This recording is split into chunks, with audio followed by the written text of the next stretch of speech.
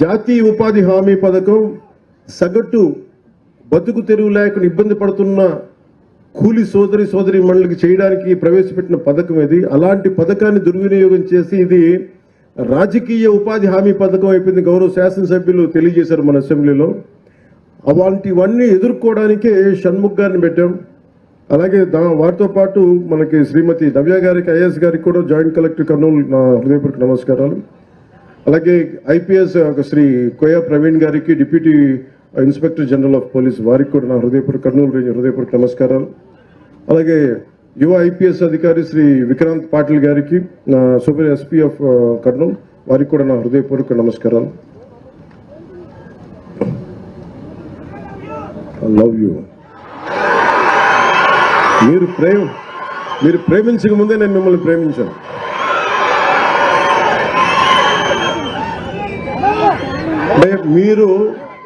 అంటే నేను ఇందాక సబరి గారు మాట్లాడుతా జన సైనికులు చాలా గట్టి వ్యక్తులు అంటుంటే, అంటే ఎంత గట్టిదనం లేకపోతే వీర మహిళల్లో కానీ జన సైనికుల్లో కానీ, అంటే ఎప్పుడు కూడా గెలుపులో నేను మనుషుల్ని లెక్కించను. నేను మనుషుల్లో గెలుపుని విజయం డబ్బుని లెక్కించను. కానీ కష్ట సమయంలో నువ్వు ఎలాగున్నావు, కష్ట సమయంలో మీరు నిలబడ్డారు, బలంగా మమ్మల్ని అందరినీ నిలబెట్టారు. అని ఏం లేదు, అంటే రోడ్ల మీదకి ఇక్కడున్న వేదిక పైన నాయకులందరూ తెగించి రాగలరు. కానీ వెనక మీరు బలం ఇస్తే 175కి మనం 164 సీట్లు కొట్టగలిగారు, 21 పార్లమెంట్ సీట్లు. అంటే ఇది సామాన్యమైన విజయంగా దేశం తలతిప్పి చూసిన విజయం ఇది. అలాంటి విజయానికి మీలాంటి యువత కానీ, మీలాంటి కమిటెడ్ వ్యక్తులు లేకపోయినంటే ఈ పాటికి ఇది సాధ్యమయ్యే పని కాదు.